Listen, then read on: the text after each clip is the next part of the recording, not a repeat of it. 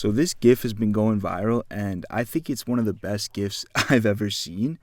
Everyone loves to talk about why my generation is so bad at dating and why everyone's alone, especially those who aren't actually dating themselves, just rage bait it into content. But no one ever talks about what it feels like as someone who's in the trenches currently dating. I haven't given up yet, what that actually feels like. And why is it that a jester actually represents that feeling? So there's two types of dating that you can be doing right now. You can either be online or offline, and they're very different. And we're trending more and more online as a society. But I think we should start with offline, the old school approaching in a bar or some shit. And to be honest, I do think this is the move. But I also think it's not as simple as some of these boomers think it is. Like, oh, just go up to the pretty girl in the coffee shop or at the gym. Something a lot of older people don't realize is that we live in a low trust society right now. Like, I don't think it's ever been lower. So that means that everyone assumes the worst intentions in everyone else. Meaning if you're going to start a random interaction with a stranger, the assumption that you're going to have to break is that you are not a serial killer. For example, last week I'm at the bar with my friend. We're talking to these two girls that are from Canada.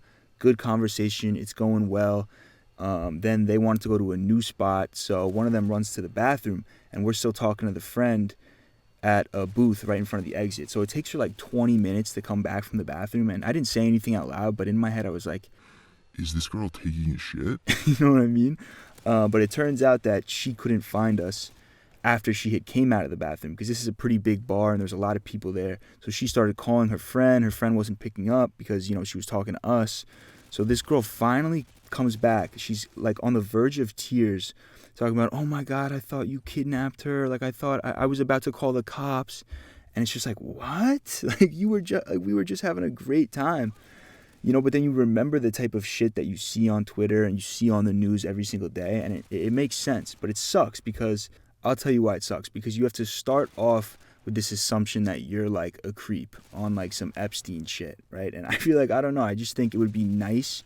I mean, I think it would be easier to approach strangers if trust was the default, right? And you talk to older people and it seems like it used to be.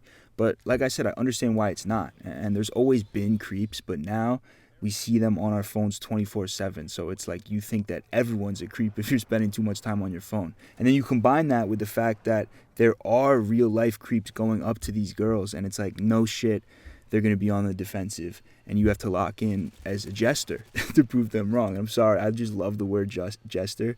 And that every year on Google Trends, it's getting used more and more because it's like such an old word. But seriously, it creates this weird thing where it's like, I don't know, man. Like, even if a girl is looking at me, I'm still kind of tripping about going up to her and saying what's good. And it's because of this. And, like, the worst part is that the guys who are actually creepy, they're not going to stop being creepy. You know what I mean? They're still going to go up and approach every single girl and make them uncomfortable.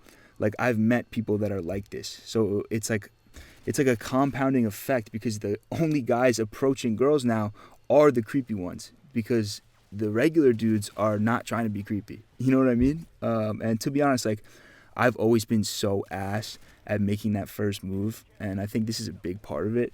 Like, once the conversation starts, I'm always good. But that first move, man, it's like, I just feel like such a weirdo doing it every time. And this is, I mean, I know a lot of people feel like this. There's more, I don't know. I feel like this is a more fixable problem.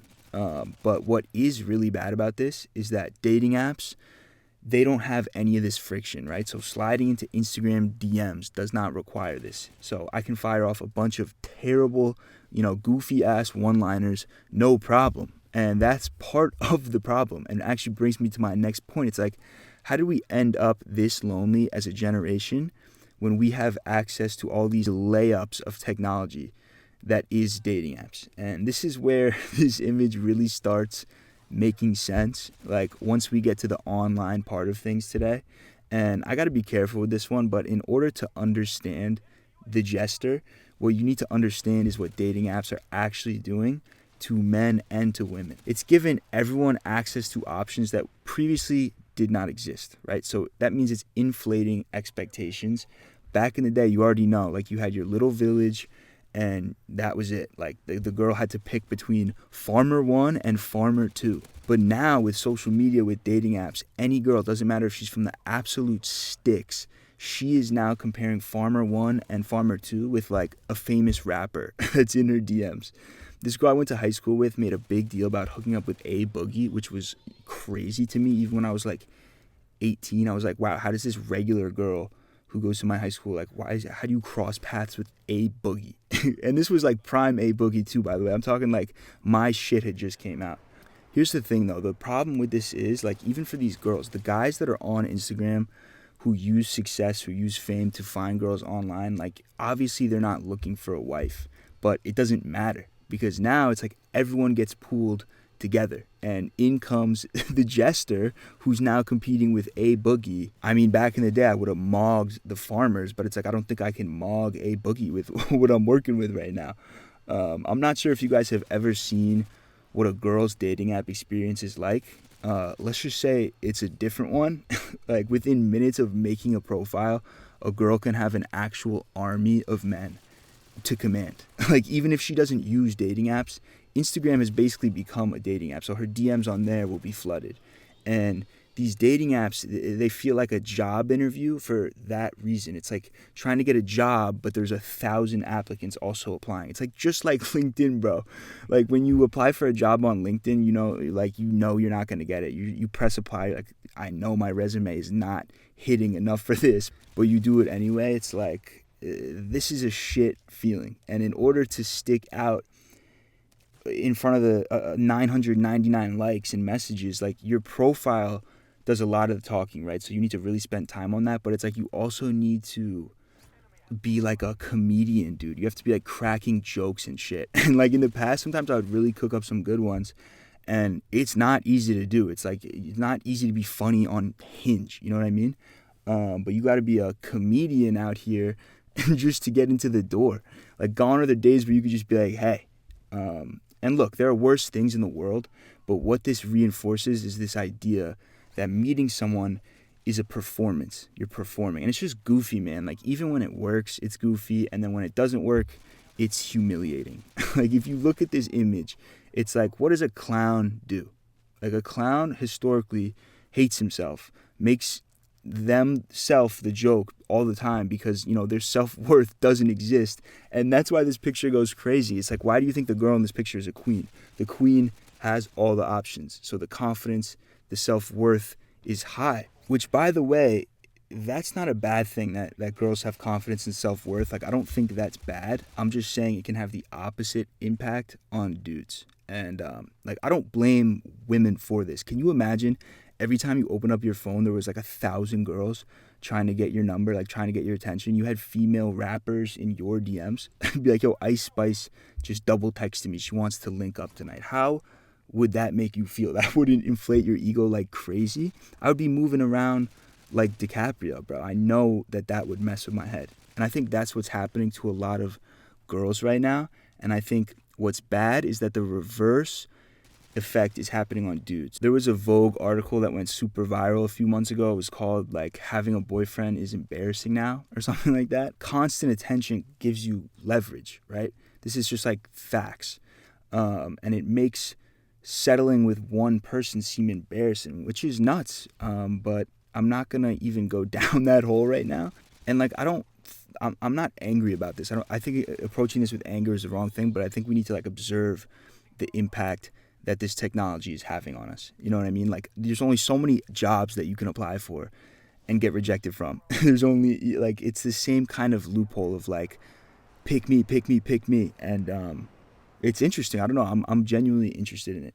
Like, with all these apps, shouldn't there be more relationships? You would think there would be, right? If everyone's using dating apps, we would have more relationships, but that's not true. And there's a few reasons that they don't actually work, but I think the main one, at least the one that I've noticed, is like intentions are usually different. Like, the majority of dudes fiending on these apps, you know, popping mega boosts and shit, are not looking for a wife most of the time when you're in that mindset. Like, let's be real.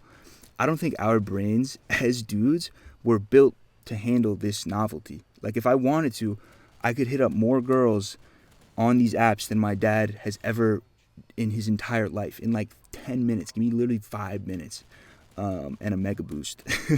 But the problem is, like, the novelty is addicting in itself. And that's why I really try to avoid these apps. Like, it clearly lights up a part of my brain that isn't like long-term relationship vibes, if you get what I'm saying, right? Where she might actually be looking for a partner, for a husband. And obviously this is a huge generalization, and you run into exceptions both ways. But I do think that's a huge reason that these apps and online dating don't actually work. And it feels like it's just creating like a bigger disconnect. Instead of creating connections, it's like it's another thing where you're constantly comparing. You know what I mean? Like, there's always going to be something wrong with somebody. Nobody is perfect. And the early stages of dating, especially right now, like even that first date, the second date, it's like you feel like you're trying to keep up that false image of perfection for as long as possible, even though no one is perfect. And this is where this whole red flag bullshit starts getting thrown around. I swear one of the biggest reasons dating is so shit right now is because everything has become a red flag. Like, certain red flags are valid. You know, if she's going to meet up with her guy friends at midnight every night, throw a flag on the play there. You know what I mean? If she talks like she's, 6 years old as a grown woman and she has like a bunch of like little kid shit in her room, maybe throw a flag on the play there. And this is from my experience. Like, I can see it from a girl's perspective too. It's like, if bro punches a hole in the wall every single time that his parlay doesn't hit, you're probably good to throw a flag on the play there. You know what I mean? But everything is a red flag now, which is a huge problem, because let's say a girl meets a guy, it's like, damn, he's nice, he's smart, he's funny. It's like, but he listens to, this music, or he still plays video games. And I'm honestly guilty of this too. Like, there's been times where a girl would say some shit, I'm like, oof, like, I kind of didn't like that. Which is normal, but like back in the day, red flags existed because of your past experiences, right? But now they're also coming from other random people's experiences on the internet. And this is one of the reasons, standards have been raised because of this. Like, another thing that some boomers don't understand is like the standards for being a man have increased. Like, I feel like you have to be fit, you have to be socially aware, ambitious in one way or another. These are like basic things that I think back in the day you could just kind of not be and still have success dating, which is like, whatever. You should be those things anyway, like for your own sake. Here's the thing. There's always going to be someone that has more status than you, is better looking than you, or, richer than you, barking up the same tree that you're trying to bark up. And this whole black pill thing, for those of you who don't know, like this idea that there's nothing you can do about certain things, like if you don't have either fame or money, or you're like not a 6'6" Chad, you're just shot these days.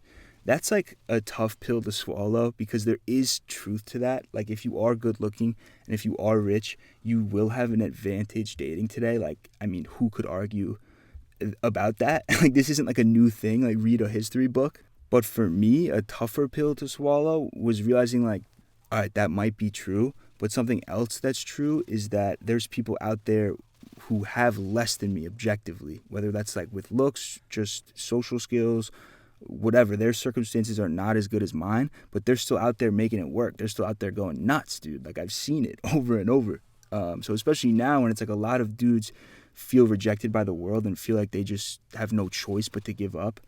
It's everyone loves to talk about the male loneliness epidemic, right? It's like a buzzword at this point. And I'm totally going to get called turbo blue pilled for this take, but I don't care. And now you've had the invasion of the normies. Like, there's this guy, Paulie Walnuts. He's not all bad, but He's turbo blue pill.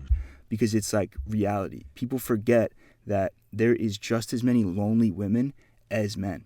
And I think some dudes have false expectations of the women that they should be dating. It goes both ways. And instead of adjusting those expectations and putting in effort for a girl who in reality would date you, it's like it's easier to retreat to the comfortable goon cave. You know what I mean? Like, this is something I never see talked about. That's a choice being made there. You're making that choice, which is fine, but then you can't complain about, the male loneliness epidemic. It's like you low-key like being alone. So, look, everyone's situation is different, But if you think about what dating requires, I've been in a few relationships, some more serious than others, but if you think about what they require, discomfort, patience, being okay with doing shit that you don't want to do. You have to put in effort. You got to buy shit, gifts. You got Valentine's, birthday, Christmas. You're buying all kinds of gifts and shit. It's like it's not instant gratification. Like these are all things that the internet has made our tolerance for as a whole way lower, which is bad. Like I saw a tweet once. It was like, yeah, like I want a girlfriend, but only one who never FaceTimes me, only wants to hang out when my boys can't chill, and is cool with me just doing my own thing. And it's like, we do have to take a certain amount of accountability. Like I think people in my generation, we have gotten used to being alone, and some people are comfortable being alone. So, and it's nice, especially when you're trying to focus on yourself, when you're trying to fix your circumstances. Sometimes you need to be alone, but you have to be honest with yourself. It's like, all right, I should start, looking around again. What I said earlier is true. There is truth that the internet has provided women like with a crazy amount of potential jesters, which obviously is going to raise ego, raise standards. But I think it's also provided men with like a cop out. Like it doesn't really matter how broke, fat, and ugly or bald that you are. Like there is a woman out there that would love you, but you just think that she's beat. You know what I mean?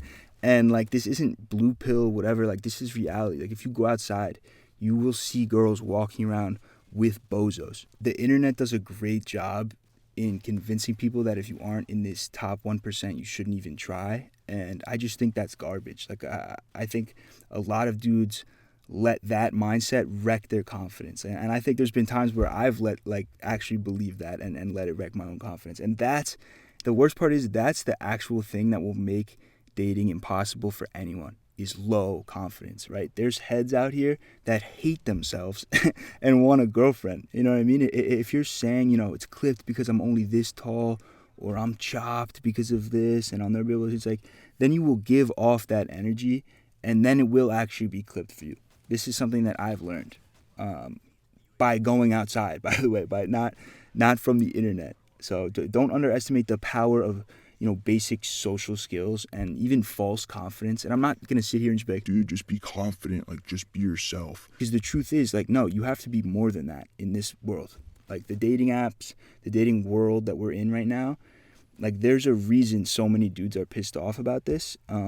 I mean, like I said, standards were raised quickly. At the same time, at the end of the day, we are all jesters. You know what I mean? And it's like the jester who can hold good conversation, hold eye contact, has a better chance than the jester who's convinced that, if he was 2 inches taller, then he'd be winning right now. I'm not going to sit here and pretend like my ass has the solutions to these massive, like, societal problems, but most of what I talked about just now, like, is a direct result of the internet. If we all collectively spent less time on the internet, things would work themselves out. But obviously that's not going to happen, right? So you have to take it into your own hands. For a lot of guys, the constant comparison, the constant rejection that happens online lowers confidence. And for a lot of women, I think the constant attention, the endless options can inflate confidence. Like there's a reason that this picture went viral, where the male character is a clown,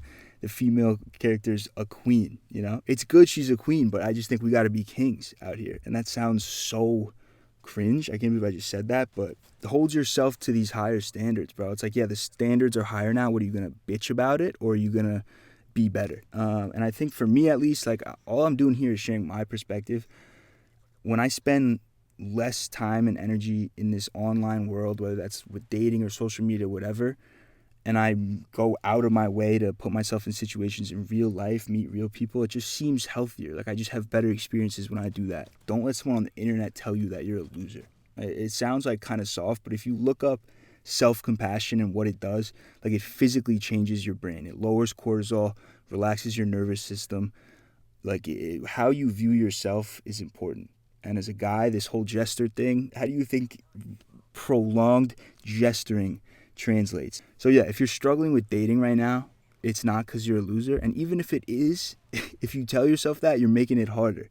There are bigger things at play that will punish you if you let them. So don't. And that's it. Peace.